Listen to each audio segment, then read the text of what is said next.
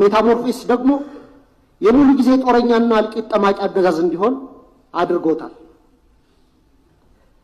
በመደማመጥና ሰጥቶ መቀበል መርህ ላይ ተመስርተን አገራዊ ልዩነቶችን በማጥበብ ሁሉን አካታች ወደሆነ ማህበረሰባዊ መግባባትና ፖለቲካዊ ስምምነት ወይም ፖለቲካል ሴትልመንት ከማምራት ይልቅ ብልጽግና ፓርቲ በሚከተለው ጠቅላይ አገዛዝ ወይም ቶታሊታሪያን ሊደርሺፕ ምክንያት ሰላም ከራቀን ከራረን። ባለፉት 6 ዓመታት በኦሮሚያ፣ በትግራይ፣ አማራና አፋር ዛሬም ድረስ ደግሞ በአማራና በኦሮሚያ ክልሎች በቀጠለው ጦርነት የደሃ አርሶ አደርና ከተሜው ልጆች በሁሉም በኩል እንደ ቅጠል እየረገፉ ነው።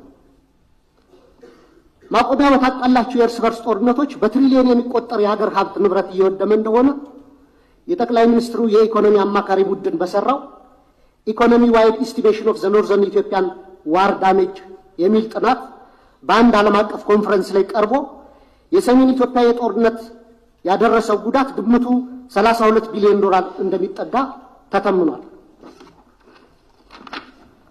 እንዲሁም የዓለም ባንክ በ2022 ኢትዮጵያ ዳሜጅ ኤንድ ኒድስ አሰስመንት ብሎ ባወጣው ሪፖርትም በሰሜን ኢትዮጵያ ጦርነት የደረሰው ጉዳት ግምት 28 ቢሊዮን ዶላር ያደርሰዋል። አማካይ ግምቱ 30 ቢሊዮን ዶላር ነው ማለት ነው።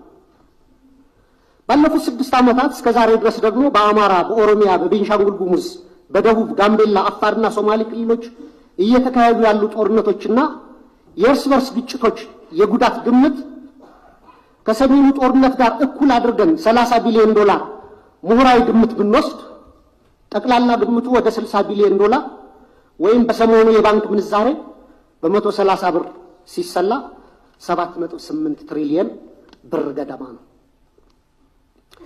በዘንድሮ በጀት ልክ ቢሰላ ደግሞ በቀጣይ 8 ዓመታት የሀገራችን በጀት የሚሆን ሀብትና ንብረት በጦርነቶችና ግጭቶች አውድመን እንዲሁም በሚሊዮን የሚቆጠሩ ወጣቶችን ጭድ አድርገን ዛሬም የጦርነት ነጋሪት እየጎሰምን ቀጥለናል።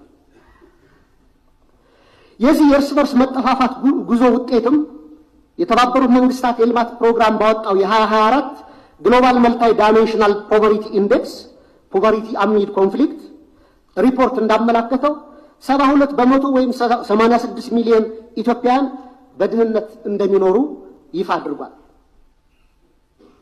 የውጭ ምንዛሬ ለውጡንና የኮሪደር ስራ ተያይዞ መኖሪያና የንግድ ቤታቸው የፈረሰባቸው በመቶ ሺዎች የሚቆጠሩ ችግር ላይ የወደቁ ዜጎችም አሉ። ከቅርብ ጊዜ ወዲህ ደግሞ እንኳን ከኑሮ መሰረታቸው የተነቀሉት ይቅርና ስራ ሰርተው በላባቸው የሚኖሩ ኢትዮጵያውያን ጭምር የኑሮ ውድነቱን መቋቋምና ልጆቻቸውን ማሳደግ ተስኗቸዋል።